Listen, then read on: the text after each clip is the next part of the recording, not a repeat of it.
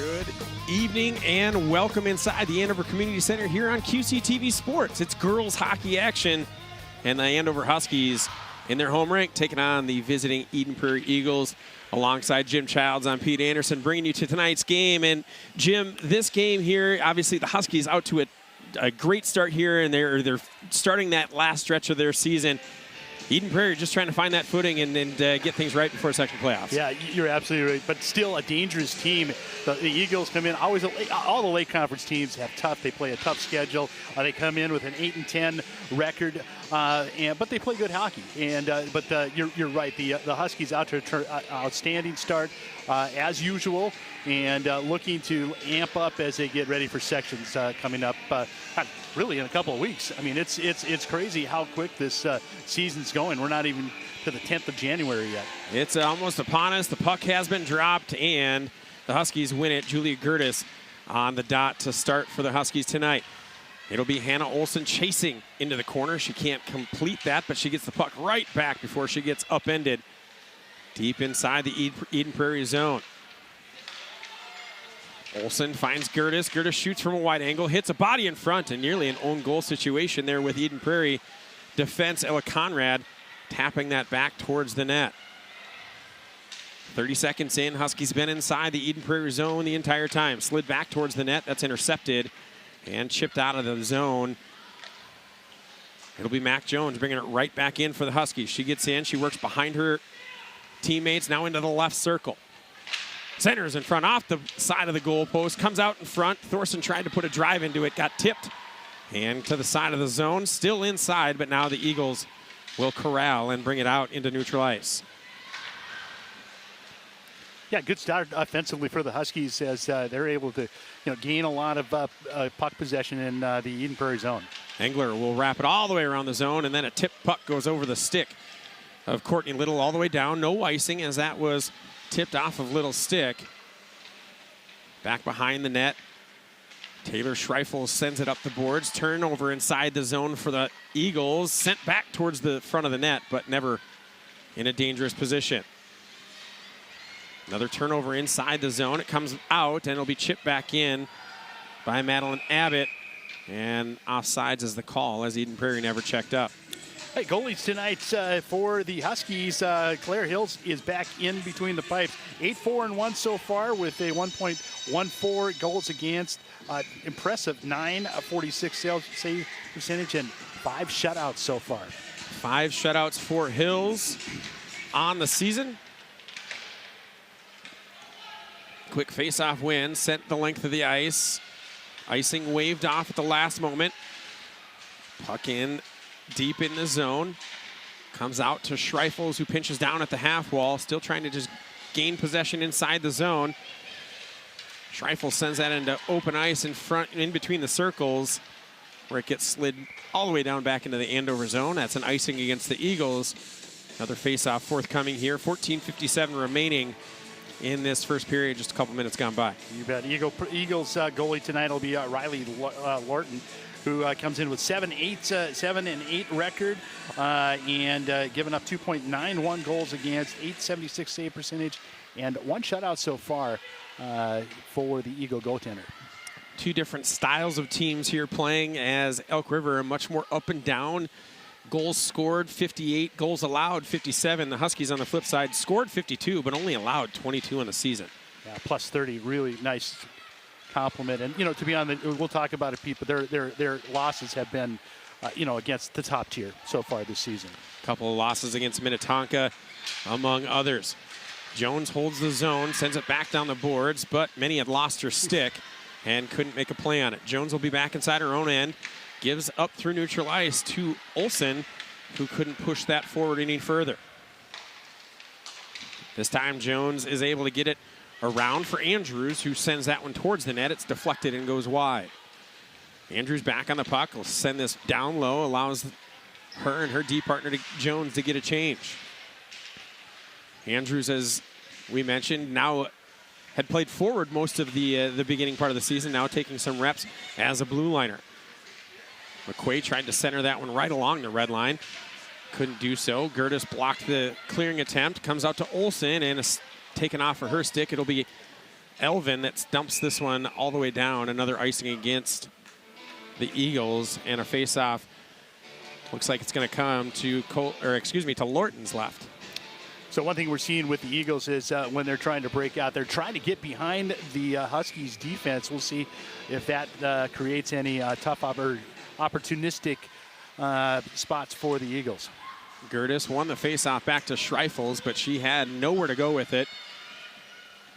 Little races back into her own end. Win the battle for that puck, and a long two-line pass up ahead. Couldn't be completed. Comes right back into the Husky zone. Schreifels works behind the net. She's pressured in front by behind by Sarah David. She has the puck, does David on her stick right now. Gertis with the takeaway behind the net. Banks it off the boards, up around the dasher board, where it's held in. One-time opportunity. Good job by Courtney Little getting in the way of that one and never got in on net on Hills. Centered out in front. Another opportunity. Tipped down on net, and it comes out. McQuay on the puck for the Huskies.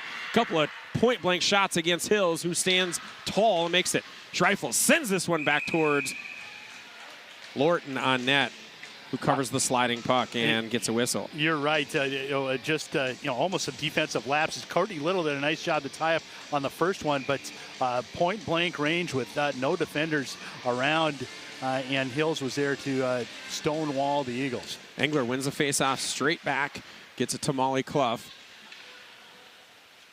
Back on Engler's stick. She'll wrap around and gives out for Hannah Christensen. Christensen gives for Jones. Back for Christensen. One-time opportunity, and she fans on it. Official, I think, might have stepped on that one as he started his skating backwards shot. Gets tipped in front, goes up over Lorton and the net. Pass through the slot, couldn't be completed. It comes out of the zone. Mac Jones right at center ice. Tried to thread the needle and turns it over. Ella Thorson not willing to give in, however, continues to forecheck. Clough banks it ahead. Christensen finishes the job and dumping it in deep. A lot of perimeter possession for the Huskies inside the Eden Prairie zone. Same thing for Eden Prairie when they are able to get the puck out. Long pass out of the zone, finds Christensen. Far side, Ella Thorson gains the zone. Shoots from a wide angle. That one's paddled into the corner off the glass by Lorton. Back on Thorson. One-time opportunity broken up. Good job in front by the Eden Prairie defense. Petrie will get on the puck here. Kate Petrie works through the zone. Good back check, but it comes free, and Hills gloves the Campbell-Elvin shot. Might have been headed to the corner, but good save made there by Hills regardless. Yeah, Hills is very confident in between the pipes, and the confidence of the defense is almost cocky. They've had more opportunities than they probably should be giving up. We'll see if that continues. The strength of the Andover Huskies team, the reason they've only given up those 22 goals is Hills and that defensive core led by Mac Jones, Courtney Little on the top line. Outlet pass is clean, gets up, couldn't be completed, but it's Gertis picking up the loose puck. Shot redirected by Elvin, who's now on the puck. This is Tatum Elvin passing it out, trying to find a partner to dance with and get going, and Pottinger just couldn't thread that needle clean enough. McQuay with the takeaway, tries to backhand it deep, doesn't do so. Comes the other way. Campbell-Elvin's going to chase, but it's not going to be in time to avoid that icing call. And I feel like we've already had 4 icings in less than 7 minutes of game time. We have some of those stretch passes just not able to connect on those long breakouts. So the Huskies so far, their 5 losses. You mentioned 2 to Minnetonka, 1 to number 3 Spring Lake Park. The first time they've lost in the Northwest Suburban Conference since 2018, and then Benilde St. Margaret and Holy Family. Those are the 5 losses, all in the top 9 in Minnesota. It'll be Addie Mitchell dumping it in deep for the Eagles. This time no icing as she was beyond the red line. Natalie McNeil will long ice width pass, but it's picked off. Engler into the right circle, and a good stick lift there by David, knocking Engler off the puck as she had help, and if she gets that shot, a good rebound could have been put in. Jones pinches down low, comes off the boards with the puck, still fighting, and can't be held by Thorson, who was kind of in no man's land. Thorson waits, now will dump it right back in as the Huskies checked up. Lorton slows it behind, McNeil on the puck. Andrews holds, and now pushes with possession through the left circle. Shot to goal! Piper Andrews bar down. Huskies out to a 1-goal lead, 7 minutes and 15 seconds in. Well, first of all, great job by Andrews to keep the puck in the zone and get away from that. And then she did what she's good at. She was able to drive to the net and put it over the stick shoulder, the near side shoulder, the short side. And like you said, bar down. I believe that should be an unassisted goal. We'll wait to see if there's any assists given. But we're back underway. It's Piper Andrews on the goal, puts the Huskies out to a 1-0 lead. Eden Prairie quickly pushes back the pace the other way.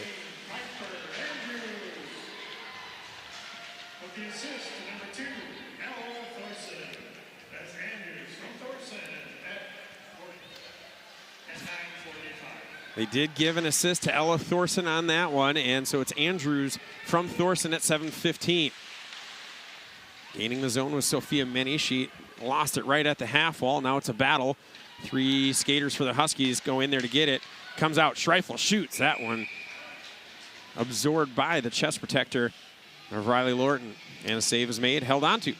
Atkinson right there just trolling around, waiting for that rebound. Good job by Lorton to be able to not give up anything to the Huskies. On the face-off for the Huskies, looks like it's going to be Iceland Larson. It is. She wins it to the wall, but nobody there to help out. Eden Prairie is able to chip this one out into neutral ice. Right back in, and just a split second early was Sophia Meni. I think it was the right call. Larson was just a step late getting back out. Yeah, just, not very much. Are even going to move the face-off to the Andover side. It'll be Gertis on the face-off against Kate Petrie. Gertis wins it straight back, and it's Courtney Little on it right in front of Claire Hills. Pass ahead, finds Olsen, but she couldn't turn and control, so it goes over to Eden Prairie. It'll come the other way. Icing is waved off, so it'll be Schreifels in a race against Campbell Elvin to get that one. Hannah Olsen gains the zone. Saucer pass across, trying to find McQuay. And she got a piece of it with her stick, just couldn't settle that one to get a shot off. Gertis still battling down low. Puck comes out for Eden Prairie, and it'll get banked all the way into the Husky zone. This one is an icing. And another stoppage. Yeah, really nice pass. And McQuay, it was just a little too hot to handle for McQuay. But you can see the Huskies now just starting to get a little bit more of an offensive rhythm. Same line will stay on. It'll be Gertis. It looks like she's trying to pull apart Andrews. She does. Andrews being pressured, now drops for Jones. Jones through traffic, tipped in front by Gertis, and save still made. Great job there by Lorton. Jones again, looking, this one through traffic, tipped again, and another save made by Lorton. 3-on-2 opportunity. Here come the Eagles, and a good job. Piper Andrews taking that lane away. Delayed the entry just 1 second, and then it'll be an delayed offsides call against Eden Prairie, as Sarah David was nowhere near checking up. Well, that's the second time that's happened tonight for the Eagles. But what a great defensive play by somebody who hasn't played defense a whole lot with Piper Andrews.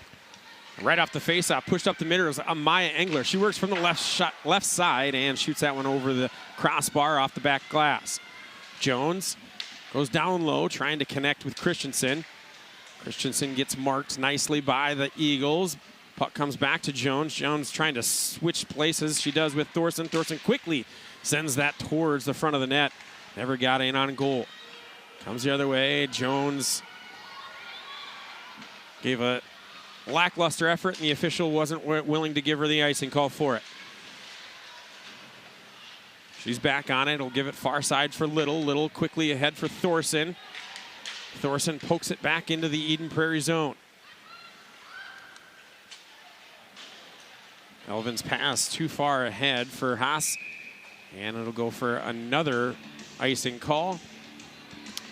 Interesting conversation I had with Coach Volk previously, and I asked her, what team is the best team that you've played this year? He says, I don't know if there's that true number one team out there that everybody's, scared of. You see, that top 10 is just really, there's a lot of parity with that, and so it should really make a great tournament this year. Little gives for Schreifel. Schreifel's near side for Thorson. Now Schreifel's at the top, shoots, lets that one go. It's blocked away by Lorton. Little centers in front. Thorson dancing puck in front, and a good clear by the Eden Prairie defense. That's Tatum Elvin. She'll stay on the puck, gets all the way to the blue line, still on the puck, pushes it all the way below the red line. Centering attempt taken away. That lane was taken away by Courtney Little. And now it's Engler on the puck. Finding some room, opens up, gives it to Christensen. Christensen, toe drag, trying to get through the circle, and it's knocked away. Back inside the Husky zone, it's Schreifels playing this hard off the far near side boards, our side. Nearly a dangerous play if it would have been turned over clean. Then he chips it forward and then gets sent right back into the Husky zone. Dumped in, Hills will slow it. Clough now on it, backhands it for Jones. Jones will create a space and then threads a pass right down the middle, finds the tip from Ella Ray Atkinson. Huskies can't get there first. However, the puck comes right out to Jones. At the point, she shoots, tipped, and I'm not sure if that hit Lorton's stick or somebody else's in front, but it trickles just wide on the blocker side. Well, anytime you can get it into number 3's web and have her rifle one in, that's a good thing. Her shot has power, and she's got great accuracy. She lets that one fire, and it misses about a foot wide on the glove side this time. Many couldn't hold through, and Clough able to take the puck away, dumps it right back in. The rest of her team will go get a change as she forechecks. Good stick lift by Clough on the retreat. Allows Jones to come in and calmly slide it over. Gertis gives it up right in front. Backhand save made by Claire Hills. Penalty forthcoming here against the Huskies. Looks like Gertis got tied up with Ava Moe. And she'll head to the box.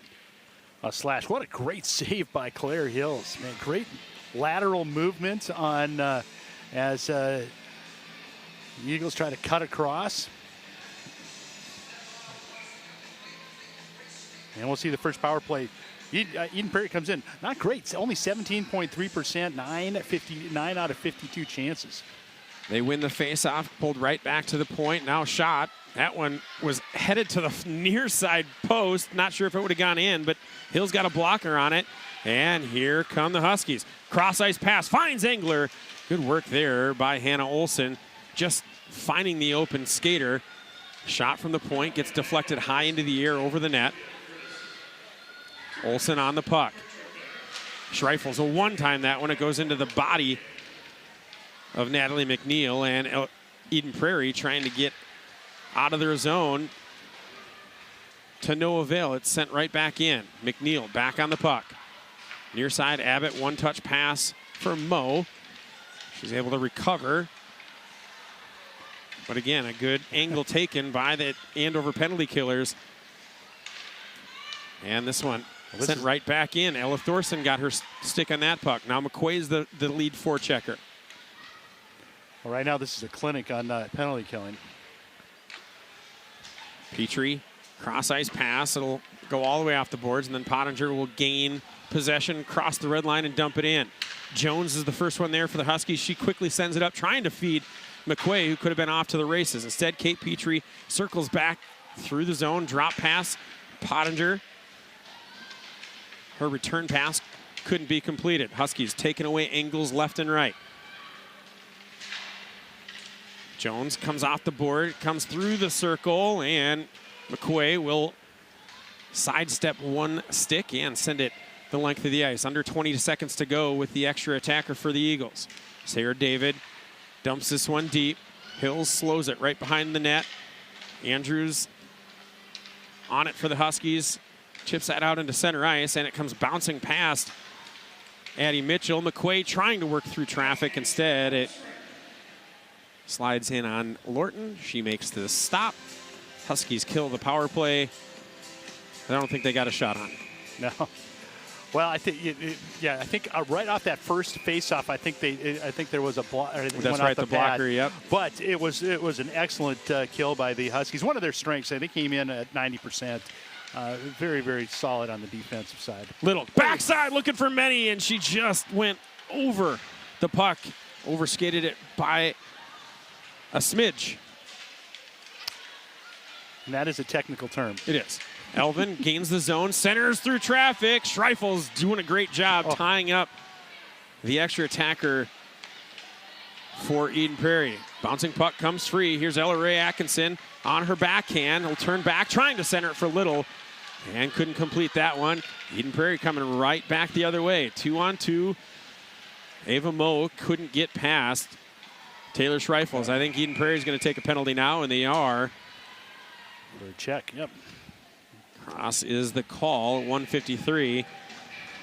And while Eden Prairie's power play has been riding the struggle bus lately, it's Huskies have been getting a little bit hotter in that department as of late. Yeah, they're just about at 30%, 28.9, 11 for the last 30 out of 39. Power penalty kill for Eden Prairie, 79%. They've let in 12 out of 59. They've had a lot of opportunities. Of course, they've had a couple more games as well. Jones at the top of the zone gives for Engler. Engler fans on the pass and turns it over. It'll be Ella Conrad on it, who's happy to just slide this one the length of the ice. Hills slows it right on the dasher board for Jones. Jones chips it around the boards. Over the stick, however, of Christensen, and Eden Prairie. It was Kate Petrie happy to send that one right back on net. Christensen plays it off the boards for Engler, who will gain the zone. Shoots. That one doesn't find its way through, but this time it's back on Jones' stick. Little from the half wall, back and forth with McKenzie at the top. Little left circle shot, floating, goal! Caught a tip in front. I'm not sure if that was off of Engler or a Eden Prairie body. Either way, it's a power play goal, and the Huskies are up 2-0 with 1:09 to go. That looked like it hit a couple of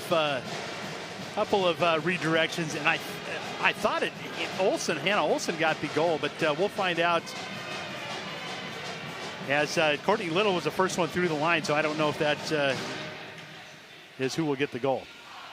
If it is Little's goal, it's her 5th of the season, but we will wait for the official confirmation. Under a minute to go here. Eden Prairie on the puck inside the Husky zone. They give it to Little. Natalie McNeil shoots from the point. That one goes high over the blocker side of Claire Hills. Little from Jones. A couple of savvy veterans here on the blue line for the Huskies, and have probably teamed up for about 1 million power play goals in their career. Might have exaggerated that for a little bit. We're under 20 seconds to go here. It's Hannah Christensen on the puck. She works through center ice, gains the zone on the near side, and will push it in deep. She'll be the first to touch into the far side corner, under 10. Stopped at the half wall. Puck comes free, and Christensen couldn't get there first. This will just about do it as McNeil works her way back into the corner under 1, and the buzzer sounds. Huskies score 2 here in this first period to lead by 2-0.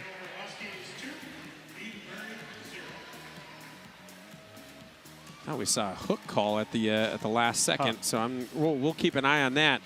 But Jim, you know that period for the Huskies, dominating. Absolutely. Even when they were on the penalty kill, they still dominated the offensive zone. So real good penalty, real good period for the Huskies. And I think you're right. I think we're going to have a penalty coming up to the Huskies and on the beginning of the second period.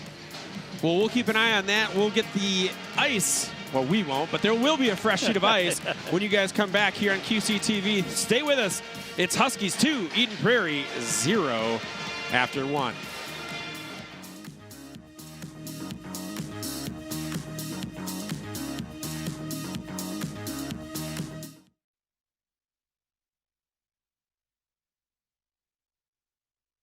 a very small fee, have the kids come out and play some disc golf, learn how to play disc golf. If they're experienced players, they get a chance to maybe go off on their own. We've got some sanctioned events, some more competitive events, and then we do some family-friendly stuff that are on President's Day as well.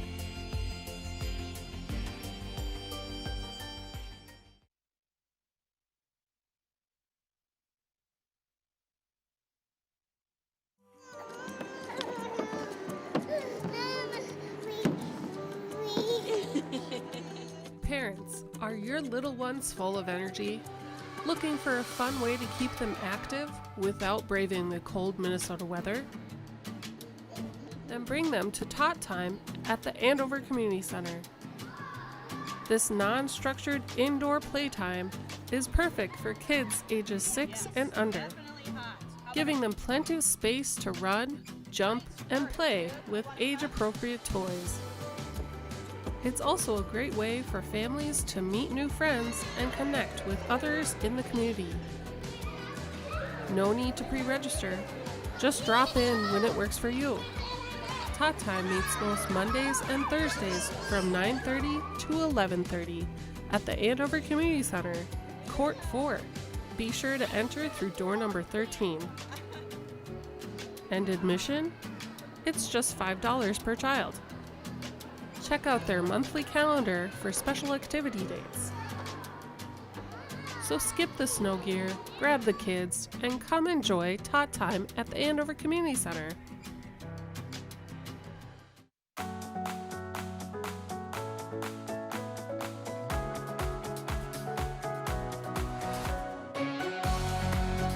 Hi, I'm Pete Turok, president of the Anoka Area Chamber of Commerce, inviting you to watch the January edition of the Chamber Report right here on QCTV. We are going to wrap up 2024, and we are ready to get rocking with 2025. We'll talk about some big upcoming events, as we have some major events coming up in the month of February, and then member profiles. You're going to learn about a brand new member of the Chamber, its distinctive drafting and design. You'll learn what they do. All of that coming up on this month's show.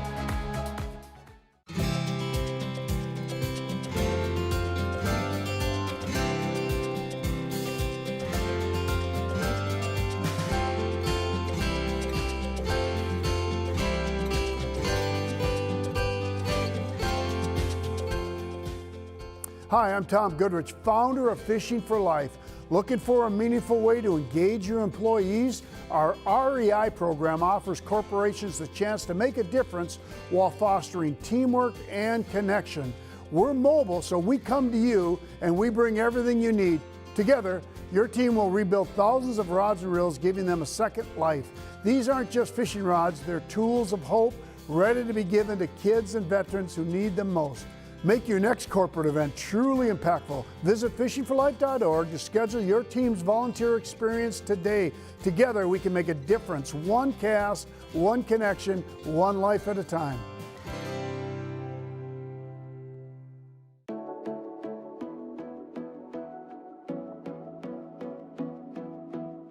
So we have a great amount of girls that have returned. We do have a young program, which is great, and that's what I love as a coach, is to have a young program.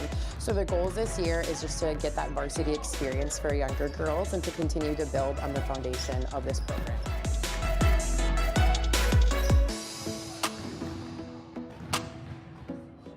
I think it's going good. We had a lot of seniors graduate last year that played like a big part on our team, so it was definitely a rebuilding year.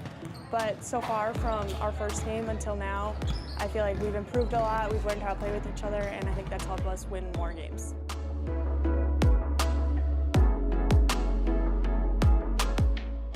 The season's going really well, I think.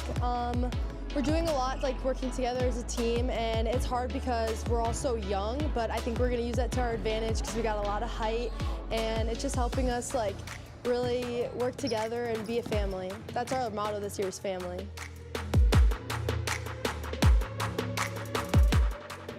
So far we've kind of just been focusing on our team culture, and just really like our team motto this year is family, so just being together and always like cheering each other on. That's kind of one of our main goals for the season.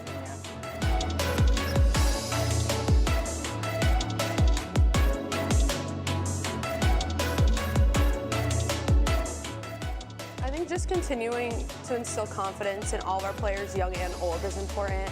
And then, yeah, just like having confidence in each other, making sure there's always that fun aspect of it, like enjoying laughing, smiling, stuff like that.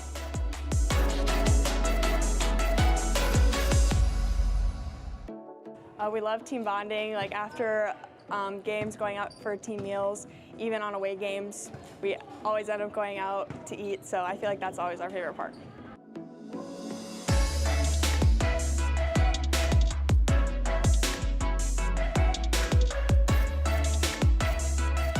Oh my gosh, we have so much fun together. We hang out like every single day. Before practice, we get Starbucks. We love Starbucks runs. We always have our pregame Starbucks runs. There's lots of Starbucks involved. Starbucks again. Like Chipotle, Zupas, Crisp and Green, literally everything, nautical bowls. I think there hasn't been like one practice where we haven't like either gone before or after to get food, but like we're basketball players, we need to eat and we're always eating.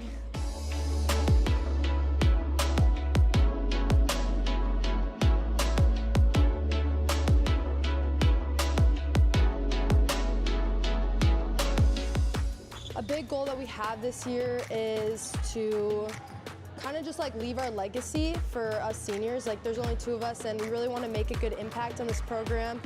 We got a whole set of new coaches, so we're just all working together to kind of lead the team, and we have a lot of goals to just like compete and show that even though we're young, we can still do so much with everything that we have. I think it's been a great year so far. It's an honor to be back here as the coach. I graduated here back in 2008. I also played 4 years of basketball here at the varsity level. So it's a full circle moment for me to be back here, and it's a very big honor to coach this program. We have such a wonderful group of girls that are in this program, and it's been a great year so far.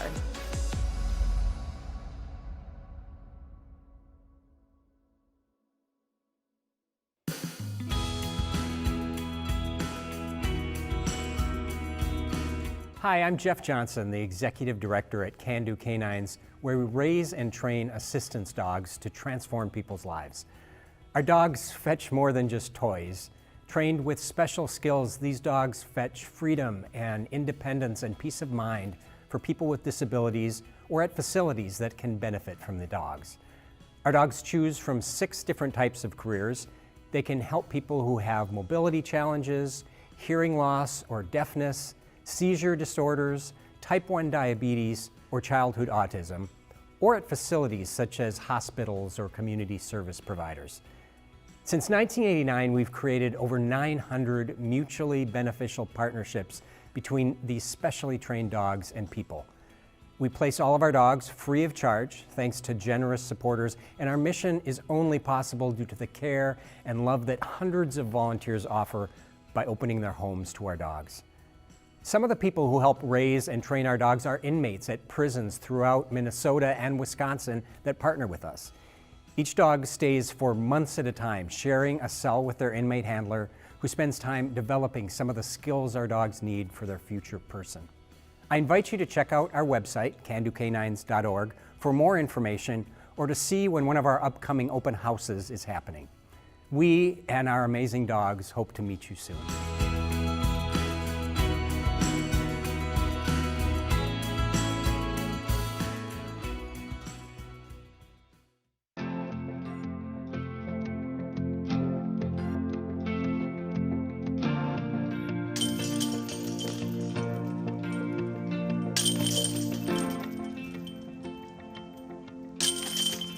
So this is the 3rd year that the course has been in the ground. This year will be the 2nd year that we've done this form of the Wolf Moon doubles. It's a different type of doubles that I've heard about in different parts of the country, but it's fun because like you and I might play together for a few holes, and maybe I shoot really poorly, and then I get a partner with the next person in line. I shoot really well, and then you're kind of busting my chops about it a little bit. So it's just a different way of doing doubles, and just a fun time. So. Doubles events, I think, are the best intro into competitive golf events that you can have, because there's not as much pressure as there might be if you're playing an individual round. And it's just, like everybody's out here to have a good time. This will be the 2nd year that we've done a different version of random doubles during the Winterfest Wolf Moon doubles event that will be held 2 weeks from today on January 16th. We're going to do a rotating doubles match where you'll start off by playing 5 holes with person, if you're person A, you'll play 5 holes with person B. Then the next 5 holes you'll play with person C. And then the next 5 holes you'll play with person D. And then the last 3 holes you play as a solo player. So you get a chance to play 5 holes with each of the other 3 people on your card. And then you have a chance to separate yourself if you're a solid player by scoring better, hopefully with your last 3 holes that you're playing as a solo round. Every day that I come out here, I'm surprised at how many people are out here, even if it's during the middle of the day, Christmas break or not. But the course is getting lots of visits. When places such as Greenhaven put up a winter disc golf course, everybody who may have hibernated for the winter wants to get a chance to come out and play a different track. So we get a lot of people that normally would have put their discs away for the winter coming out to play. Us being out here, their staff has shared, they've shared that they love us because we come in, we take care of their staff, we visit them, maybe have a drink, maybe have something to eat, even if it's just a snack or something. So it's helped out their business for the winter months too. We have a Facebook page set up with the city of Anoka. It's Disc Golf at the Cedars. So they can go on there, join the page. Every time that I have an event coming up, every time that I have a doubles event or a sanctioned tournament coming up, you can go on there and find out all the information about it. We also do a kids event towards the end of the season, which we always host on President's Day, which has typically been about the end of the season for the Cedars course. And for that kids event, we charge just a very small fee, have the kids come out and play some disc golf, learn how to play disc golf. If they're experienced players, they get a chance to maybe go off on their own. We've got some sanctioned events, some more competitive events, and then we do some family-friendly stuff right around President's Day as well.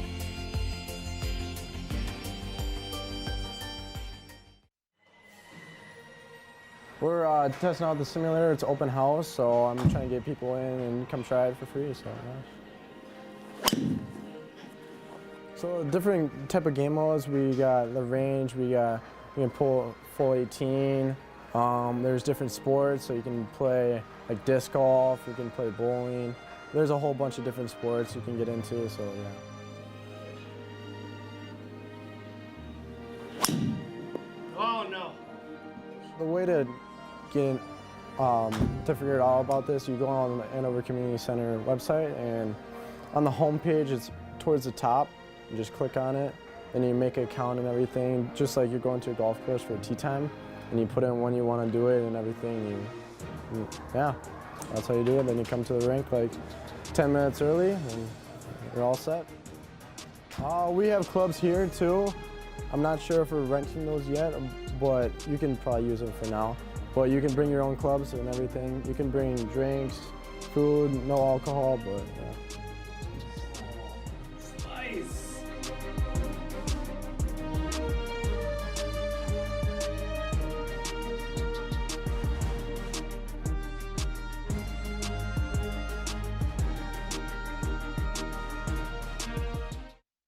Did you know that every day?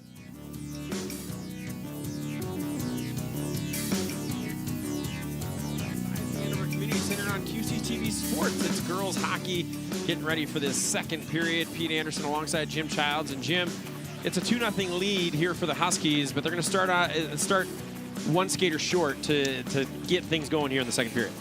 Yeah, right at the whistle, Hannah Christensen got whistled for a penalty. She'll get an extra couple of minutes to relax in between periods.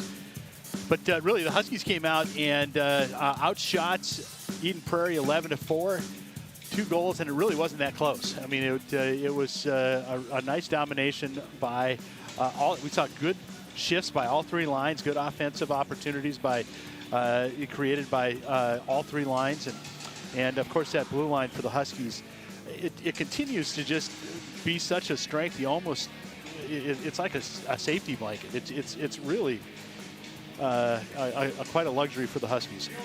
Goalie's best friend, it's a forward's best friend, Yeah. a back checker's best friend, having all of that skill on the blue line for the Huskies. Shots after, go ahead. Yeah, head coach's best friend, too. Head coach's best friend, absolutely. Shots after 1 period, 11 for the Huskies to 4 for the Eagles. Clear Hills did have some really big saves, though, in that first period. Yeah, she had 2 right in that first one. one of the Eagles cut across, and she had to make a nice lateral move to be able to get a pad on it, and then a couple of other point-blank range. One that was tied up a little bit by Courtney Little, and the other one came free, and she was squared to the puck, and great save by her. She comes in, as you mentioned, to start the game with a save percentage of nearly 95%. 946 on the season. And, you know, we talk a lot about the defense, and everybody that talks about Andover girls hockey talks about the strength of the team being on the blue line. But Claire Hill, she's no slouch, and she's turning away nearly 95% of shots in that effort. And it's, you know, a string of, you know, she's like the next in line of this royalty of goalies that have come through Andover over the past really 8-9 years. Engler on the face-off for the Huskies. It's pulled over. It goes off of a skate, and Eden Prairie first to touch, but it comes out to the stick of Courtney Little, who will send it the length of the ice. Played into the corner. Huskies strong in the forecheck with Hannah Olsen. Engler now takes up the stead and will push that puck around as the Eagles just struggling to connect those passes and get any momentum working up the ice. Saucer pass ahead, tipped forward by Elvkrog, but this will go as an icing as that tip came just behind the red line. That was close, but again, it's the pressure of that forecheck that's creating those, you know, a little bit sooner than anticipated passes.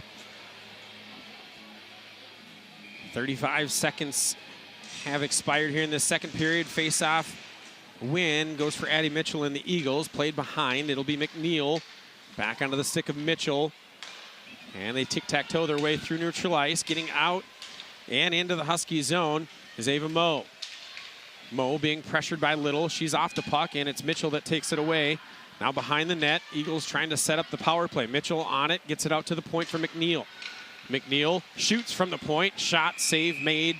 Claire Hill saw it all the way and holds on in that left catcher's mitt. Ava Moe, pretty impressive for an 8th grader. Comes in the leading goal scorer, 10 goals, 7 assists for an 8th grader in the Lake Conference. That's phenomenal. And McQuay will be on the draw for the Huskies. She pulls it off the boards and back to Andrews. That shot is tipped, but it goes wide of the net. Sent in off the side of the cage, bounces in front onto that blue paint, and Hills wisely puts the glove on top. Another quick whistle. 51 seconds remain in the power play time for the Eagles. Mitchell against Thorson in the face-off circle. Thorson wins it. It gets driven all the way around the dasher board, but not out. Held in. Now Jones is able to use her long reach, corrals that, and sends it the length of the ice. I'm not sure why we have a whistle. Or hit by high stick. Yep. Or yeah, high stick. Yep. High stick going against the defenseman Elvin. That's Tatum Elvin. So it'll be 4-on-4 for about 35 seconds, 34 seconds for those counting at home.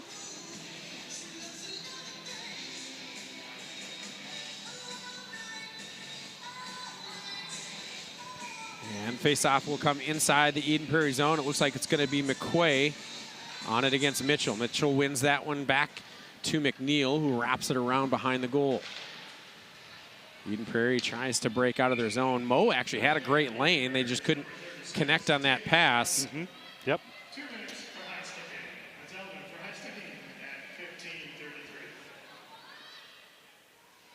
Face-off again, going to be inside the Elk River, Eden Prairie zone. Face-off win goes to the Eagles. Again, colors are the same. And they start with an E. I mean, that's unfair. That's true. Piper Andrews will bring it across the blue line for the Huskies. 13 seconds remains in the power play time, the penalty time for Christensen. Huskies will then have an abbreviated power play. They were already 1 of 1 on the power play. Good poke check by Thorson, keeping the puck inside the Eden Prairie zone. They're now on the extra attacker. Eden Prairie quickly takes advantage and dumps it the length of the ice. It takes a weird bounce off of that dasher board where the Zamboni door is. Huskies are unfazed. Schreifels brings it in through the slot. Shot whistles wide of the net on the blocker side of Lorton. Thorson holds the puck inside the Eden Prairie zone before it's forced out. And it'll be Christensen turning back. Momentum inside the zone, gets into the right circle, shoots. That's a low pad save made in the net by the Eagles netminder. Little uses her skate to hold the zone, but puck finally comes back out, and it's Pottinger on it for the Eagles. She gets inside the Husky zone and dumps it in. Hills slows it for Jones. 35 seconds to go in the power play time. Jones works up the right side, right on the right face-off dot. Now through the right circle, down low, looking, keeps her eyes up, comes all the way through the zone. Still looking on those edges. She's clean, shoots, and that one finds a deflection. Little far side goes to the other side. Nobody there, home for the Huskies.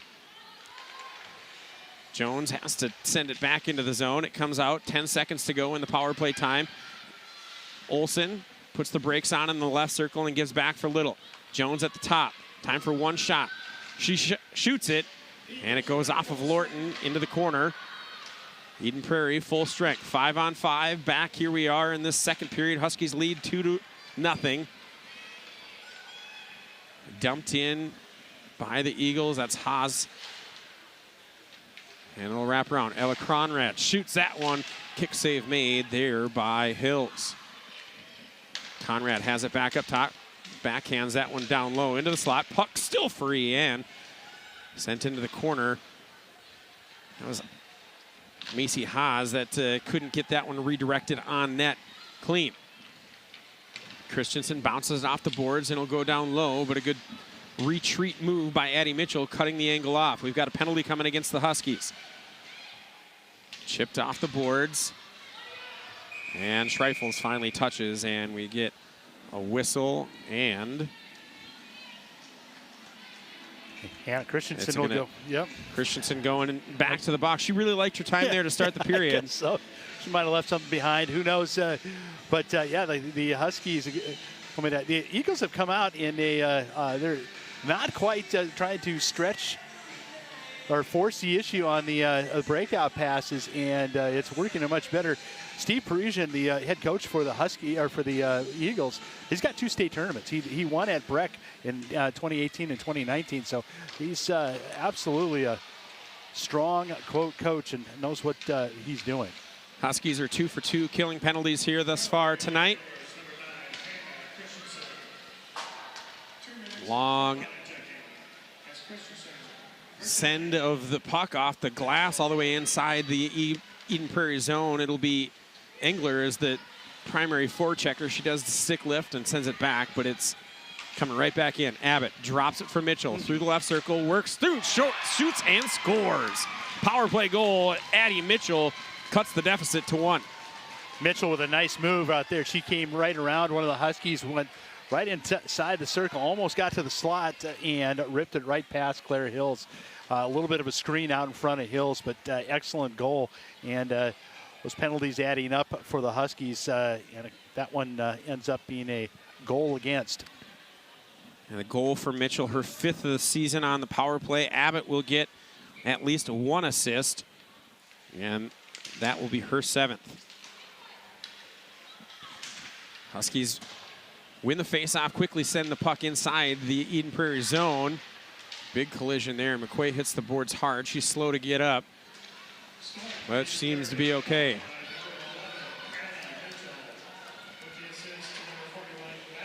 Olsen wraps it around the boards. First there is Kate Petrie for the Eagles.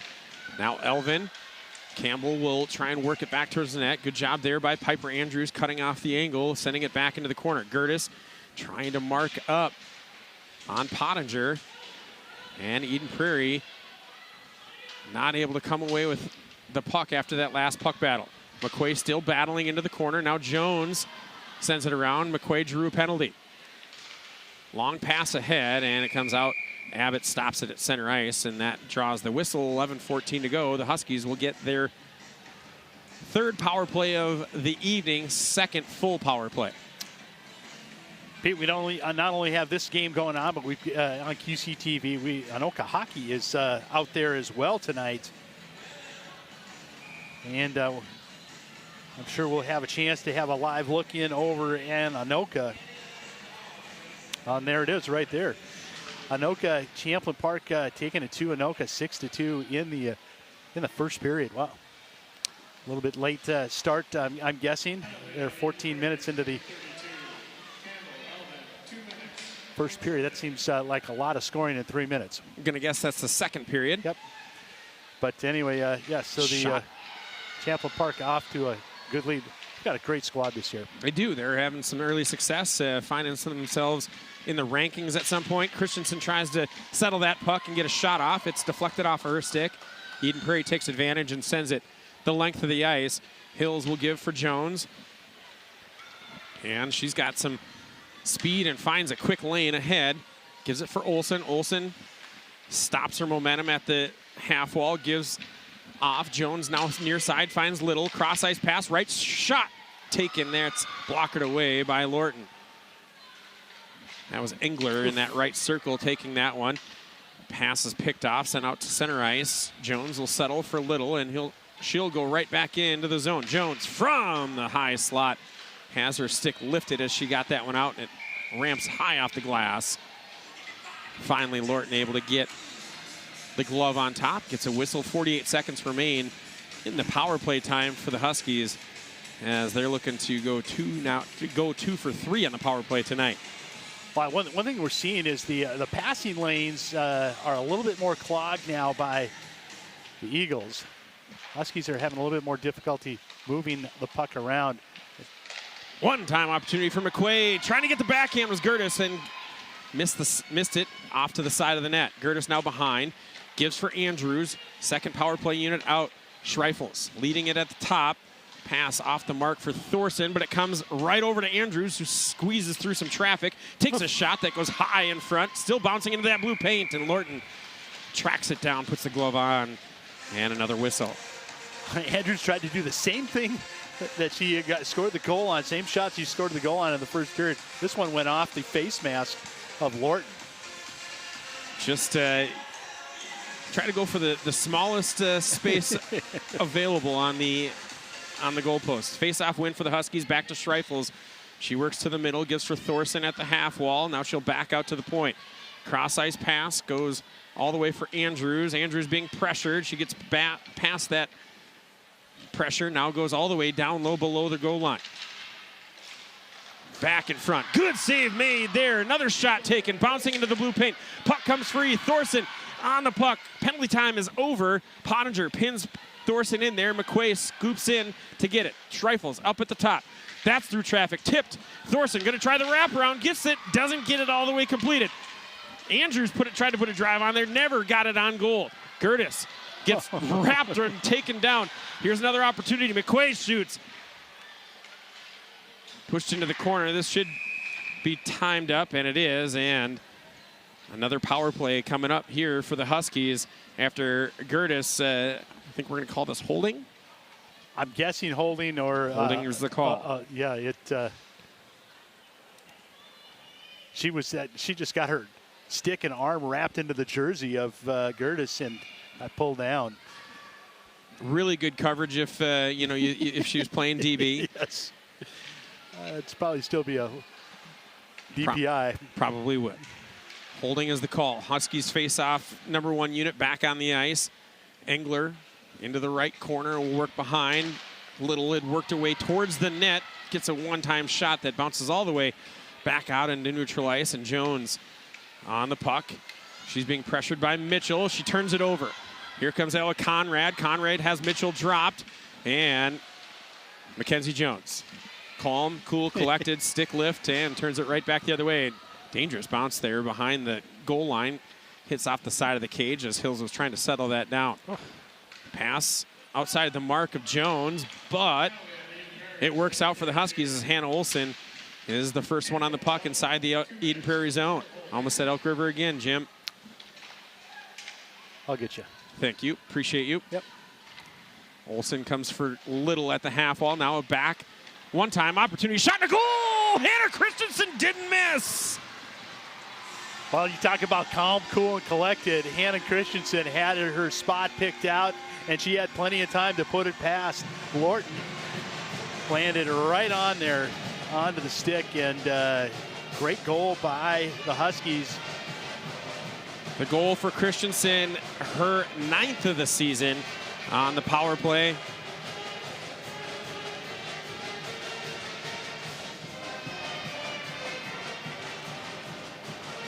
And we'll get the rest of the assists here shortly. But we're back underway. Puck comes free. Sophia Meni will dump this one around the boards deep. Abbott trying to play that out. Instead it comes to Andrews, who sends that one on goal. Save made by Lorton. Far side half wall, tipped out. And here comes Petrie for the Eagles. Banksing off the boards and then deep. Andrews' first one there. Continues that puck's momentum up along the boards. Meni pressured by Abbott at the half wall. Petrie jumps in for the Eagles as well. Pottinger from the point, knocked down. Great job, good stick work, good hand-eye coordination, good everything by Mackenzie Jones. Back into the zone, here's Elvin. Elvin works it back to her forehand, but doesn't get much on it. Easy save made there by Claire Hills. All right, let's take a look at these standings. For the Huskies. And you can see well, let's take a look at the Lake Conference standings. The Minnetonka, who's beaten the Huskies a couple times, they're up. Edina, North Wright County, Eden Prairie, middle of the road right now, but always a tough conference. And their conference schedule really hits overdrive here coming up right after this, really, as the Lake Conference teams match up basically twice a week. Yeah, throughout the rest of the season. You're right. You know, they've got Buffalo, North Wright County, Edina, Prior Lake, Benilde St. Margaret's, and Minnetonka. So that's kind of a gauntlet coming up. Face-off win for the Huskies as they win on offsides. Olsen on the puck, centers through the middle, and McQuay had it just slide right off her stick. Comes back out to Little at the point. She tries to shoot through traffic. That hit off of a shin pad, but it deflects to Schreifels. Back up, it's Little right at the top, gives for Schreifels. Schreifels finds a lane. That one hits Lorton up high. Another shot attempt that goes in, and McQuay has had a couple of really good opportunities in that slot and just couldn't find one to put one past Lorton.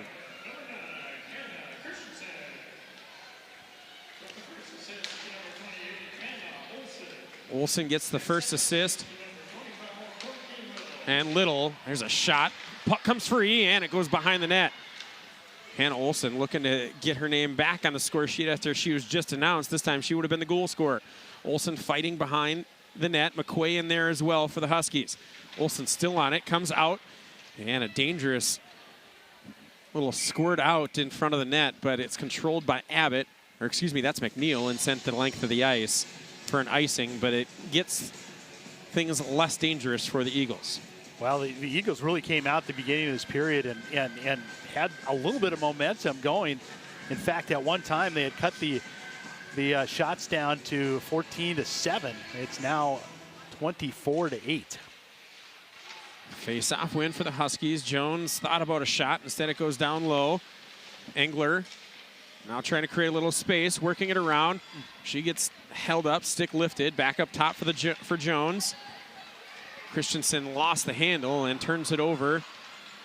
And here's an opportunity. Shot. Haas goes off the crossbar. One of the rare times we've seen Hills get beat. This time she's bailed out by the crossbar. Thorson, saucer pass with the backhand. He's trying to find Christensen. Instead, it gets cleared out by a back checker of the Eagles. Washed that one right into the goal. Pitchfork pass up ahead, trying to find Christensen. It bounces over her stick.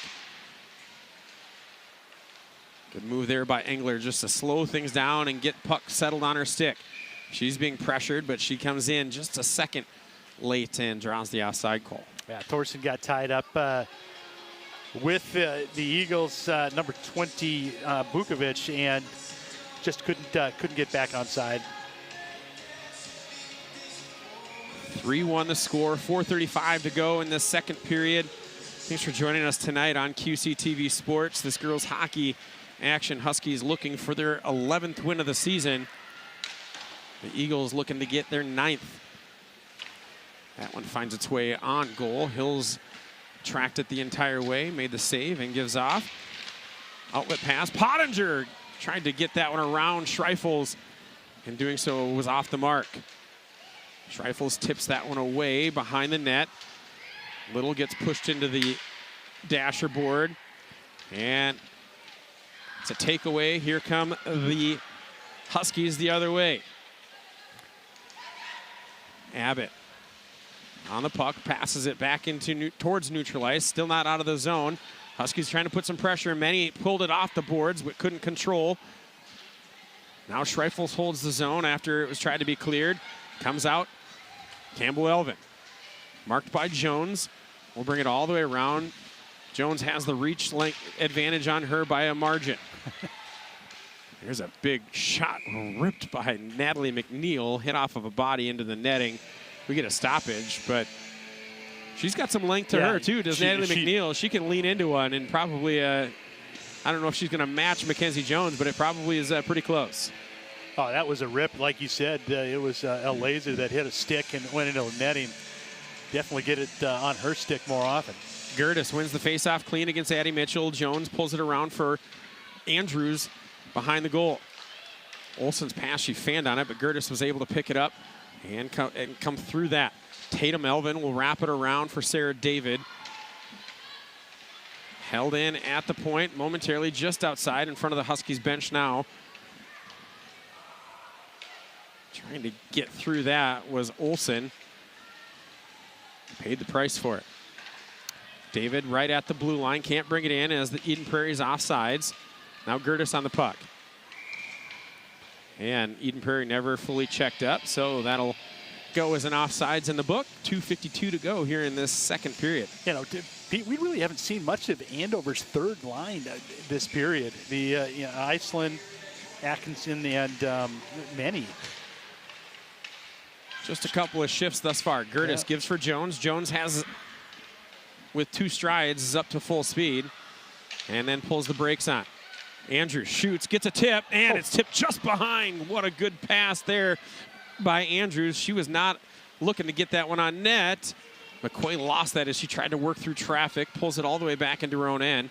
It'll be Piper Andrews on the puck, trying to get it back ahead out of the blue line and to neutralize quickly. And here's an opportunity. Gertis with a great pull. She's got Olsen to her left. Olsen winds, back for Gertis, shoots and scores! Well, there's nothing Lorton can do with that. That is two skaters that have been skating together all season.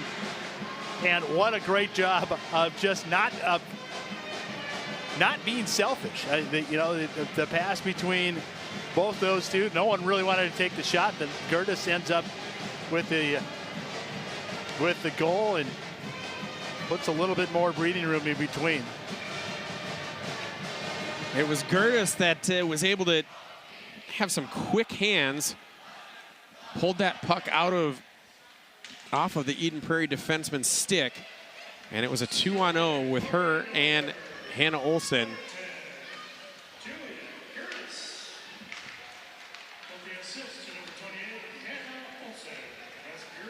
Gertis from Olsen. Back inside, puck comes out and it hops the stick of Taylor Schreifels. It'll go all the way down. Molly Clough gonna race there. It looks like Campbell Elvin's gonna win there first. Pottinger tends a shot that somehow bounced up into the padding of Hills, but she makes the save. No further danger. Yeah, that was basically a zero-angle shot and able to get it right on net. You know, watching Hills this year, and I'm comparing her to last year, what a difference in confidence in body language out on the ice. It's obviously adding to that .950 save percentage.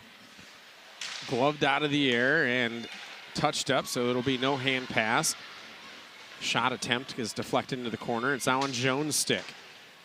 Stick lifted on the far side of McQuay, but comes out of the zone. Molly Clough, a hockey name we've heard in this town for seems like about a decade. Her older sister Maddie is playing at St. Thomas. Her oldest brother Michael was on the team here for 3 years. Jack also played here for a couple of years. Legacy names. There are no more Cloughs in Andover that I'm aware of. But if But they're we've out got a there, couple we'll more. take them. Yeah, we'll take them. We'll yeah, take them. We've got a couple more years left with Molly. Yeah, good hockey family and a good family, really. Should we give a shout out to Perennial Mowing, Jack Clough's company now? There you go. Face-off coming inside the Eden Prairie zone. Face-off win. That one found its way on net. Somehow Sophie Menny was able to get her stick on that one. He had enough on it to get it on goal. Jones gives it over. We're under a minute to go. Schreifels plays it down low. Menny gets pinned against the backboards. Iceland Larson now jumps in to try and help out. She's trying to get it around. It comes free for Menny. Menny will work around the circle, gives for Jones. Jones back to the middle, shoots, gets a tip in front, and it whistles just wide. It was Ella Ray Atkinson that got a piece of it and just pushed it the wrong side of the goaltender. Under 20 to go. Saucer pass goes right down the middle. Sophia Menny. That might have been a business decision. Yeah. I think that was going up high, and she was a little nervous where that, how high that might have been going. Yep. Icing is the call. 16.9 seconds remain here in this second period before the Huskies, as they're hoping, will go into the locker room with a 3-goal lead. David will send it back down low, and Jones chips this one ahead. Hannah Olsen will get it out of the zone for the Huskies. She goes wide. Under 3 to go. No shot's going to be taken. McQuay sent one towards there as the buzzer sounds. Huskies score a couple more goals here, extend their lead to 3, as Eden Prairie also scored a goal here in this second period. Yeah, one goal right at the start of the period for the Eagles, but really the Huskies really dominated the last half of that period, like they did in the first period. Looking for a good, solid third period coming up. As the Huskies score again, 1 even strength, 1 power play goal. They have 4 through 2. Eagles have 1. We'll come back with the conclusion of this one. It's the Eagles against the Huskies. Huskies lead 4-1. Stay with us on QCTV Sports. We'll be back.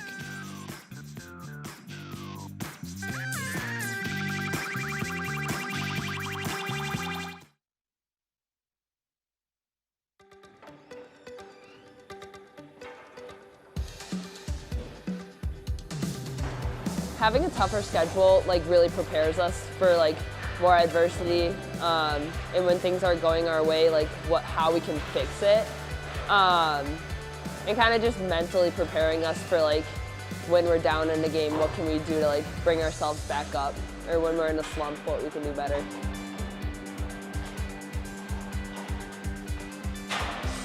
I think the leadership role just comes with being a senior. I mean, there really is no other extra opportunity. I would have done the same thing anyway, but it's fun. It's nice to have somewhat of a leadership role and to have some of your girls count on you.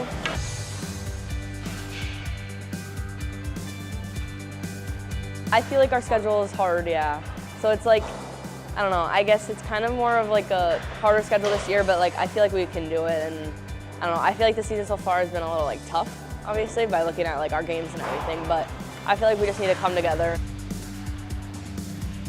I mean, beating Edina, for sure. That was such a big moment. But otherwise, in our game against Rogers, we do soccer before, for warm-ups, and we ended up getting Z, all the way to Z 4 times in a row, and that's a never gonna happen thing, so that was pretty hype.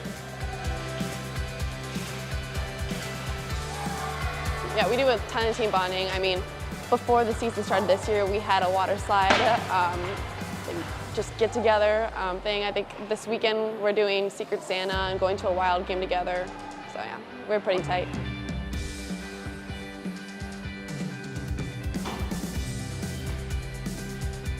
I definitely say everyone. I feel like everyone's a good game, and anything can happen. Clearly when we played Holy Family, or not Holy Family. Wait, yeah, Holy Family. No one really saw that happening, so. But yeah, I would say probably Hill Murray too is a big kind of game coming up with a big competition, and then obviously Walser tournament. They're good. All the good teams.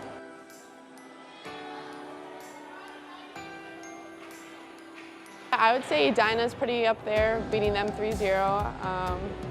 Otherwise, I think the little moments just like in the locker room before games, more like dancing or singing along to like random songs. I think that's pretty special.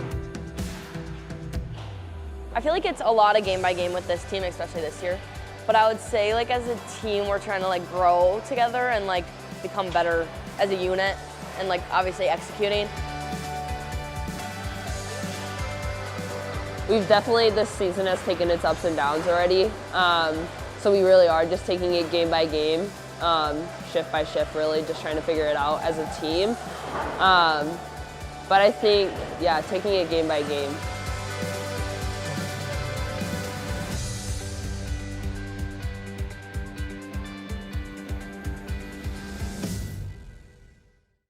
Did you know that every day, millions of children around the world go to bed hungry?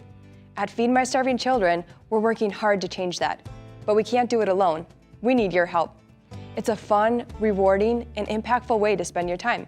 Plus, it's something you can do with friends, family, or even your coworkers. Ages 5 and up and all abilities are welcome. We take care of you every step of the way, from greeting you at the door, increasing your understanding of the impact of world hunger, to specific volunteer roles. We're here to serve you. And together, we'll celebrate the powerful impact you've made in less than 2 hours. So join us at FMSC Coon Rapids and be part of something bigger than yourself.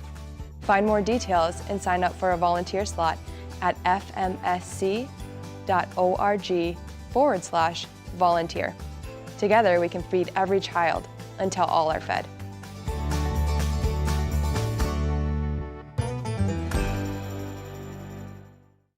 Happy birthday, Ramsey. Wow, 2024 marks Ramsey's 50th year of incorporation. Cheers to 50 years, and what a year it was. Let's take a look back at some of the highlights. 2024 started with a very mild winter, one of the warmest on record, in fact. Many activities involving snow and ice, including skating rinks and Frostfest, were unfortunately canceled or closed due to the unusual weather conditions. Ramsey's Park and Rec department, however, had several other outstanding events planned for the year ahead. Notable examples were the expansion of activities for those aged 55 plus, including day trips to Winona, New Ulm, and Stillwater. Partnering with the Rum River Art Center, the city brought the Two Rivers Art Fair to the draw. And of course, we can't mention the draw without spotlighting the summer concert series. Thursday evenings from June through August saw foot tapping, dancing, and of course, rocking out to fabulous tunes from local musicians. The city also saw major construction work along Highway 10. Starting in January with an open house and ending the year with the reopening of Sunfish Lake Boulevard, crews shifted lanes, constructed overpasses, and removed the remaining stoplights along the highway. The city's focus during construction and beyond is, of course, supporting businesses impacted by the project. Work along Highway 10 will continue into 2025. Stay tuned to MnDOT and QCTV for construction updates. And of course, we can't mention construction without giving a huge shout out to the street maintenance workers for reconstructing 7 and overlaying another 4 miles of city streets. If you're ever wondering about a certain project within the city or see new piles of dirt moving, the city has released a new development website. This interactive map makes it easy to find proposed, approved, under construction, and completed development projects. Happy Days was another resounding success with a dog show, beanbag tournament, business expo, and of course the parade, covered live from the QCTV production truck crew. The 2024 election saw several changes to the City Council. A new mayor, council member at large, and council members for Wards 2 and 4 will be joining Chris Riley, Michael Olson, and Dan Specht on the dais in 2025. What were your favorite moments of 2024? Maybe it was something as simple as spending a fun day at the park, going down a huge water slide, or enjoying the night sky at a Star Watch party. Perhaps it was sampling goodies at Food Truck Wednesdays.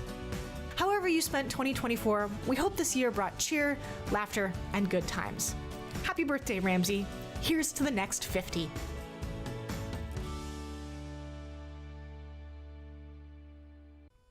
Hello, Ramsey. My name is Rhonda A. Bout, your local traffic expert. You may have noticed a bit of construction on Highway 10. A recently completed roundabout along that highway has been causing a bit of confusion in the community, but I'm here to explain how it works. Taking a look at the intersection here, you will notice a circular shape. This is called a roundabout. The purpose of this type of intersection is reducing accidents by lowering the speed of vehicles approaching the intersection and keeping traffic flowing, which decreases the amount of time waiting at lights or stop signs. This unique design of roundabouts means that drivers only need to be aware of traffic from one direction, their left. Now, the basics you should know when approaching this type of intersection is to firstly, yield to any vehicles to your immediate left that are currently in the circular portion. And secondly, when you do enter the intersection, to keep driving. Those within the circle have the right of way. So, let's say that I just had a lovely lunch at Aurelia's Pizza and would like to visit the shops in downtown Anoka.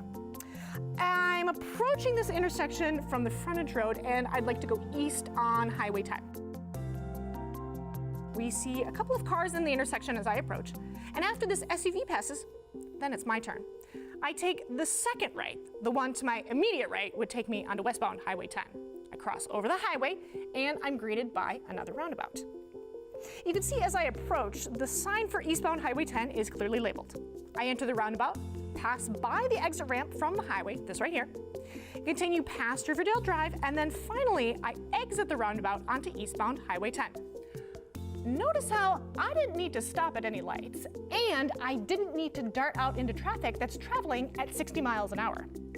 Additional advantages of this new intersection include a railway overpass. You heard me correctly. When exiting Highway 10 at Sunfish Lake Boulevard, you will never again need to wait for the train. Roundabouts can be intimidating. I get it, especially when it's icy or if you're driving a larger vehicle. Take it slow, read the signage, and you can get to where you need to go. I believe in you, Ramsey. Hi, my name is Rachel Bonesock. I am the co-founder and executive director of Northern Stars Center for the Performing Arts. We are a performing arts center that brings you theater, dance, and music year-round with all ages and all abilities. If you are 4 to 104, we welcome you. We are a big family at Northern Stars, and we love to have everybody in the community support and be a part of what we have available for everyone. We are always looking for volunteers. We run on volunteer support at Northern Stars. So if you're interested in volunteering for anything, any of our events that are upcoming, we do theater, dance, and music. And we have a large event center that we hire artists, professional artists to come in and entertain the community as well as our theater. We would love to have you join us. You can email me at Rachel@NorthernStars with a Z, Rachel@northernstars.org, or you can give us a call at 612-326-6158. Check out our website. We have a lot going on, northernstars.org. Thank you.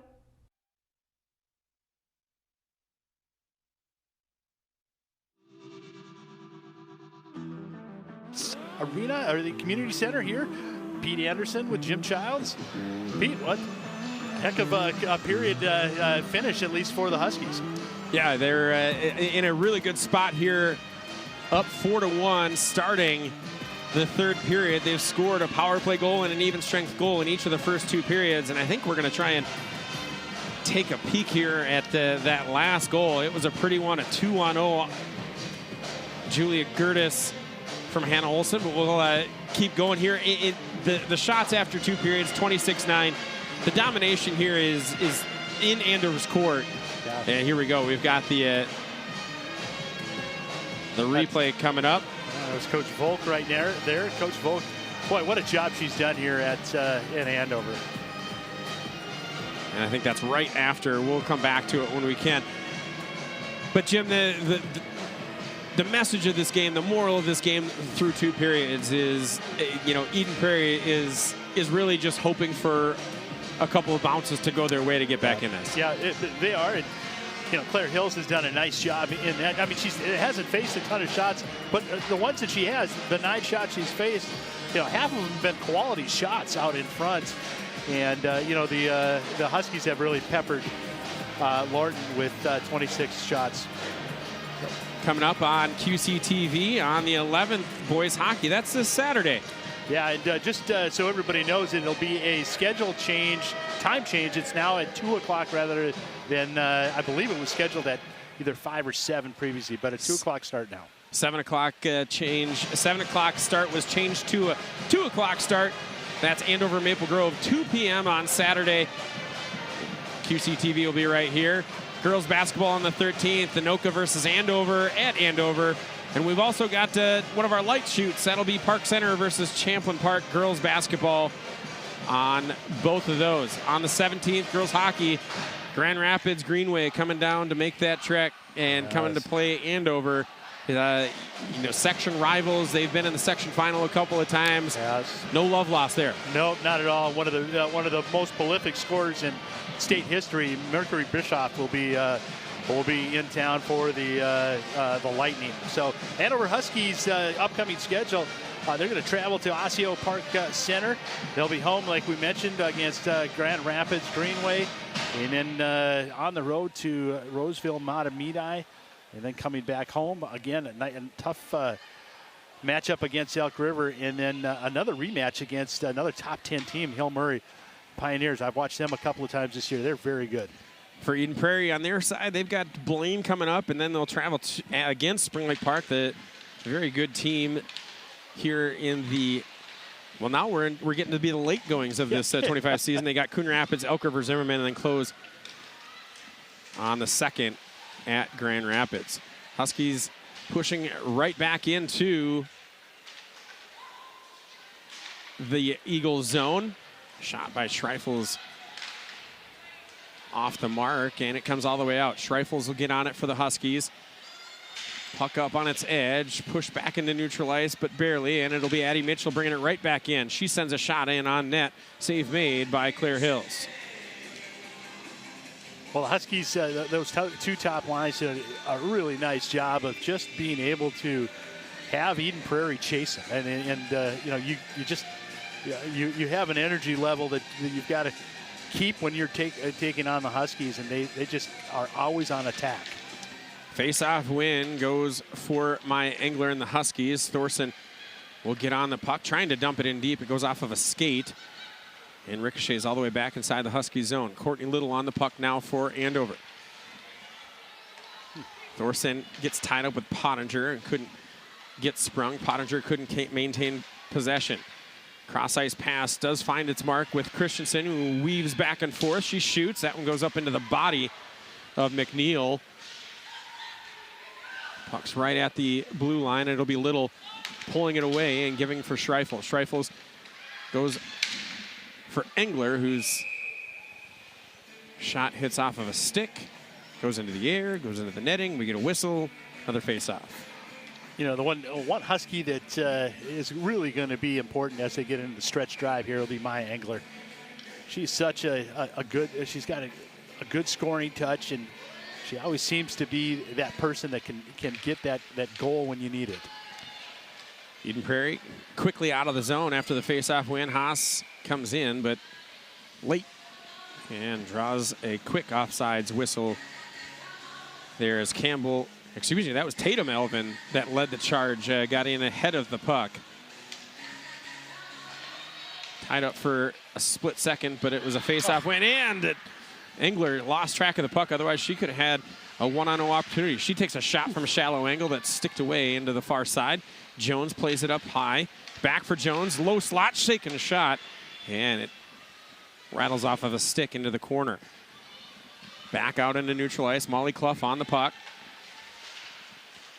Tries to play to Christensen, who's being marked by Dahl.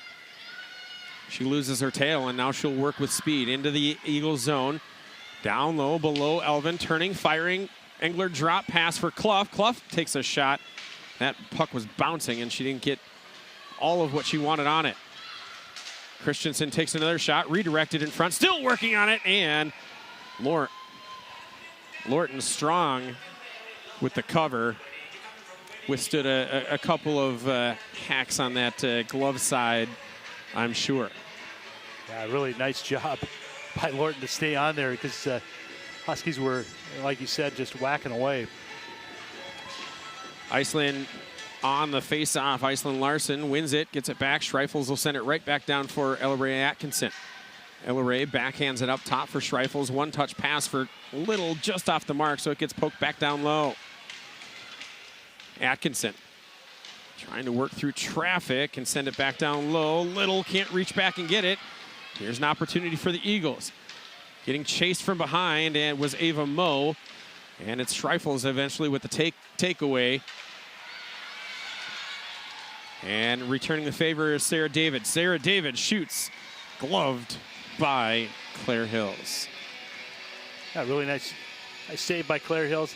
You know, watching Schreifels back there, there's been a couple of, I would say, odd man or odd skater rushes coming down, and she does a nice job of, you know, keeping her head up and looking around and making the right decision. That one not an odd skater rush, but does a nice job back there as well. McQuay steals the pass intended for Elvin, then has it taken away. She finds Olsen, who sends it around a Little. Little's trying to give it back to McQuay. Eden Prairie stuffs the neutral zone. It's like the old New Jersey Devils of the late 90s. Schreifels works through the middle and then gives off. Was trying to feed McQuay, but McQuay was following instead of going down her lane. Tie up, and coming away with the puck was Anderson. But a good poke check right at the blue line keeps it in the zone for the Huskies. Jones stops that one right at center ice. Gives far near side for Andrews. Andrews gives for McQuay. McQuay for Gertis. Gertis. Shot gets redirected just a little bit and goes off the mark into the far side corner. Gertis back on it. Andrews right at the top of the zone. Shot there, and Olsen was able to pull it around the goal. Andrews with Jones. Jones turns, shoots. That's off of a body in front. That's Petrie, and she seems no worse for the wear, but punches it in. Pottinger.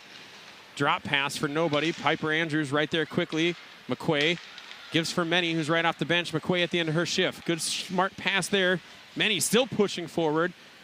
Had her shot deflected, got it right back. Jones at the point. Gives it back for Menny into the corner. Corner tried to feed it into the center. Good job there by Atkinson, recognizing the pressure. Andrews, shot up into the air. Still trying to turn it around was Menny as that puck was bouncing. She was able to stop its momentum, but not get her stick on it again to send that one into the wide open net. Icing waved off, and Hills quickly plays it ahead for Andrews. And a turnover inside the Husky zone. One-time opportunity for Campbell Elvin was broken up, and it redirects all the way inside the Eagles zone. Natalie McNeil. Piper Andrews, really her first night as on defense. And a little mistake there, but she'll get it back. Engler on the puck. She's already made one full rotation into the zone. Puck was going to go back for her, but she had too much speed. Then it's tipped on net. Ella Ray Atkinson. Save made by Lorton. Thorson tries to quickly get a pass off, but she fans on it as she was pressured. And here comes Abbott for the Eagles. Shot is lifted up over the cage off the back glass. Huskies can't connect on that one, otherwise Thorson would have been off to the races. Instead, it goes for an icing, and we'll have a face-off inside the Andover zone. You know, when you think about, well, we'll take a live look in right now at Champlain Park now, completely cleaning up. 11-2 right now on Anoka. So the fun game is now, since that one's in running time, which game ends first? Yeah, that's true. That's true. But, you know, remember when Royce Lewis was in the playoffs, every time he got up, he kind of felt like he kind of didn't want to leave. It's kind of the way you feel with Mac Jones when she gets a puck on her stick in the offensive zone. Schreifels gets into the zone, tries to take a shot, but it slides right off of the heel of her stick. She's got it back, centers it, and nobody there for the Huskies. It was Ella Conrad there for the Eagles to clear it easily. Hannah Christensen. She's trying to find an angle into the zone. She gets it. Now she has it on her stick. Protecting on the backhand all the way around the zone into the right circle. Gives up top for Schreifels. She shoots. Looking for a tip from Thorson, and she just didn't get enough on it. Schreifels has to wait. Now she'll back to Jones. Jones gives for Engler. Engler has it taken off of her stick by Elvin. Jones, good job at just taking away the angle of the Eden Prairie skaters. Oh. Huskies in offsides. That one-touch pass could have sprung Engler. Instead, it's broken up. Christensen will scoop it up. Looking. She shoots. She scores! I think everybody in the rink was waiting for her to pass that one off to Ella Thorson. Oh, including the goalie Lorton. I think she was cheating over a little bit, but great job by Christensen. And that was like throwing darts. That was an excellent shot, and extends the lead and gets some more air. As you can see right here, look at shot again right over the stick of Lorton. Her second of the game for Hannah Christensen, 10th on the season. Should be unassisted by my count. There's a shot taken from the right side. That one goes into the near side corner off the mark. It is an unassisted goal. Clough on the puck in her own end, trades places with Jones, drops it for her. Jones slides that one with the backhand all the way ahead for Clough. Clough enters the zone, still working, and the puck poked away. Still working down low behind the goal was Clough. Abbott doesn't win the race there. Jones pushes it back below the red line. Abbott will try and turn it around. Gertis trying to race there first. Gets continued to wrap. Petrie is able to pull that ahead. And into the Husky zone. She'll go first. Hill slows it down. Petrie the first on the puck. Being chased by Jones. She drops it behind the goal. Gertis had the takeaway from Pottinger, but a good stop, and right there in front. That one won't get on a highlight reel, but Hannah Olsen taking away a point-blank opportunity from an Eden Prairie Eagle with a pass block in front into that dangerous scoring area.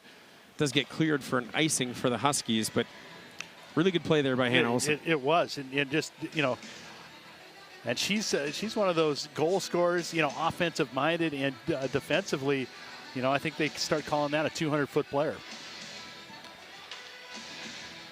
Face-off win, shot taken from the point. That one gets redirected, never made it in on Hills. Picked up pass, going to be pushed up around the boards, but it's Anderson for the Eagles that sends it right back down below the goal. Good takeaway there by Courtney Little. She'll chip it ahead, but not connecting with Sophia Meny. Instead, it'll be Schreifels in her own goal, in her own net. And we have a whistle forthcoming. Offsides. Eden Prairie was not retreating. They did not, yep, they did not touch it back up. So that's the third time that's happened tonight. 5-1 the score. Beyond the halfway mark here this third period. Entering the zone, that's blocked away by Lorton. Turning back, Ishog trying to find an angle and gets it right through the middle, but couldn't be controlled by Dahl. Icing waved off. Schreifels on the puck for the Huskies. Takeaway behind the goal. That one found its way in right next to Hills, but not on net. Dahl ultimately loses the puck, and Huskies break out. It's Thorson with Atkinson on her right. Thorson shoots. That one goes off of McNeil's body into the corner. Atkinson will pick up that loose puck. Drops it for Andrews. Andrews shoots. That goes off of a body down in the circle. She's still on the puck, however. Takes a bounce off of the stanchion there, and that door, the player entry door in that corner, Eden Prairie was able to turn it back into neutral ice. Engler trying to make something happen there. Turn the jets on. You could see it. Christensen didn't feel like she had it timed up right. Now centers it in front and couldn't connect with Thorson. Jones back on the puck. She gets drawn to the ice. No call and held in at the point. Thought it bounced over just slightly. Christensen behind the goal. Couldn't control. Engler races to get there first. Back on Christensen. One time. Andrews sends it wide of the net. Engler gives for Thorson. Thorson up top for Jones. Jones works to the middle. Shoots. Gloved by Lorton. Lorton looking down, checking to make sure that the glove is intact. Knowing the shooter. Good job by this line of Thorson Engler and Christensen, they had some great chemistry, just knowing where they were going, where each other was going to be, and really taking the fight to the Eagles. Bouncing puck gets pushed forward into the corner. Engler trying to get a piece of it. Instead, it comes out of the zone. Jones being pressured by Campbell Elvin.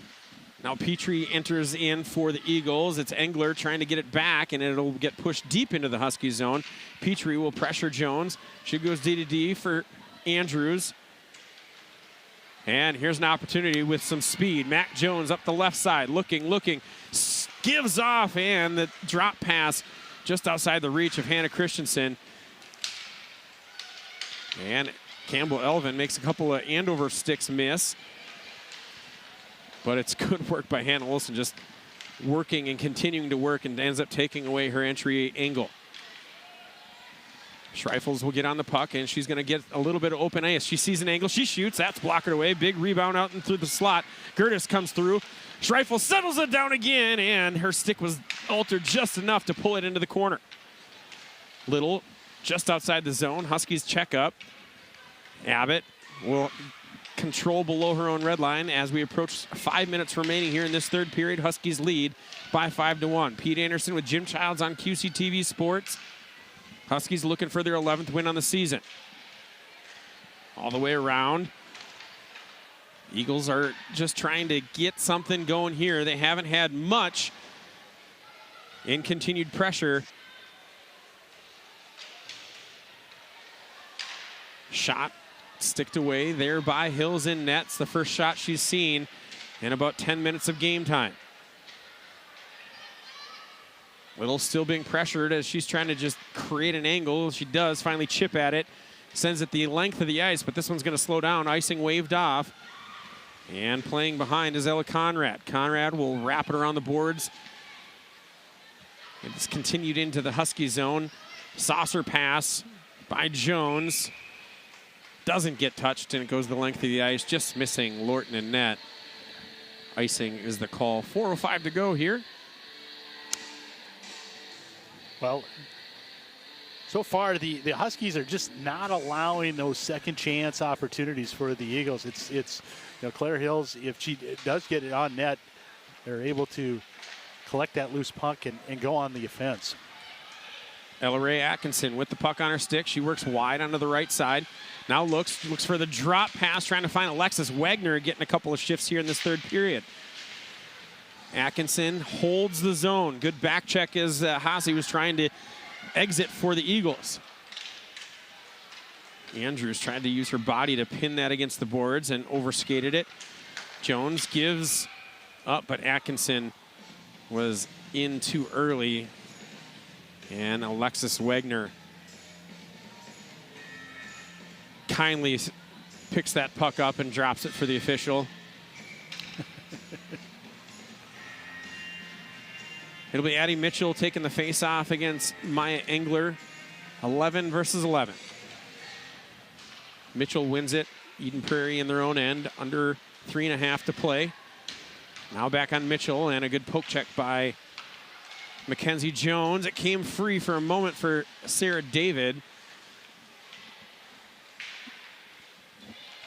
Outlet pass gets tipped ahead and brought in. Engler gives for Christensen. Back for Engler.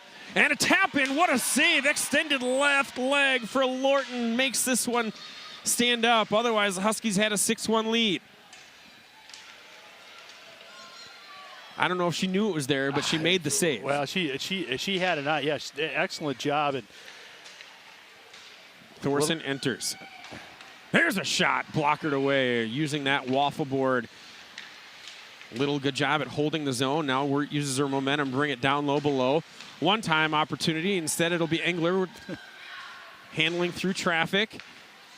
Shot ripped from the point by Schreifels, and that one misses wide. You know, when the Huskies get like this, you can just smell the blood in the water right now. The Huskies can, and they are on the attack. Fanned on a couple of different times, but now it's ultimately sent down. Icing going to be waved off. Little will get there as Eden Prairie was in the middle of a change. Long shift for them in their own end. Engler behind her own net, gives for Christensen. Under 2 to play. Chipped up into the air. Billy trying to play that out with a hand pass, and offside is the call. I thought they were going to get her for a hand pass, yep. The hand pass, because it was not touched by her next. Huskies might have touched it. See Courtney Little, one of the long-time blue liners. We've been calling her name for about 8 years. Well, you had, that's another family of hockey players. Right. Kennedy just wrapping up her career last spring at the University of Maine. Clough plays this one off the boards, trying to get Amelia McQuay bouncing back and forth, and it's Gertis. Good one-touch pass and near side. McQuay, good toe drag, gets past, still inside, working in tight. Puck still free, it's on the blue paint. Still there, just nobody getting a shot on goal. I think maybe Lorton touched it once in that entire sequence. What a job by McQuay. Boy, that was pretty. Nice to see it finish. Shot taken from the point by Gertis, who's playing back there. Now McQuay has it. She gives up for Clough. Clough trying to find an angle, hits that one off of the body for Anderson, and just tried to sweep it away. Instead, it's going to be a 1-on-0 for Anderson. Clough in trailing mode. Goes to the backhand. Turned away by Hills. What a save. Claire Hills under a minute to go in a 5-1 game. A big collision there inside the Huskies zone. McNeil and Clough. Clough looks to be all right. McNeil back on the ice. McQuay still trying to work through traffic. She gets away. She's got 2 to beat. Sends that one. That stick away by Lorton off the back glass. Little at neutral ice. Under 20 seconds to go here in this one. Gertis got upended, and Elvin will get called for that contact. Well, conversation afterwards, always interesting to see. But boy, what a save by Claire Hill, as she's had a couple of those tonight, and you know that's going to be the recipe for the Huskies going into the postseason is good defense, timely scoring, and great goaltending. Face-off win gets pulled out of the zone, so Little will retreat. Huskies quickly back in, under 10 to go. Big shot, rebound, kick save made. Rebound came out to the middle, and that is going to do it. Shots are 38-12 in favor of the Huskies. The goals 5-1 in favor of Andover. A dominating performance here tonight, Jim. Yeah, absolutely. They get to move to 11-5-1, and really they right from the start they had a long time with puck possession at the beginning. Didn't get scored any goals until midway through the first period, but they kind of, I don't know, they were able to kind of just dominate with the puck and had even Prairie chasing most of the night. They had the better angles, they had the better skating, they had the better shooting. We'll call it the better passing. That's and the better goaltending here tonight, as Claire Hills allows 1 goal on 12 shots. Riley Lorton, no slouch, making 33 saves here tonight, allowing 5 goals. But you know, she was peppered by Andover's shot and offense, getting 38 shots in her face tonight. 2 power play goals for the Huskies as well. That special teams continue to be a strength for the Huskies, and it'll be great to watch them as they get down the stretch, Pete. It absolutely will. Huskies have just 8 games remaining on their schedule before the section tournament begins. Coming up next, as we saw earlier, it's Osseo Park Center on the road. That one coming on the 14th. For our crew here at Andover Community Center, and for our director of the Amazing Trinity back at the station, for my partner in crime here tonight, Jim Childs, I've been Pete Anderson on QCTV Sports. Huskies win 5-1 over the Eden Prairie Eagles. Thanks for joining us, everybody.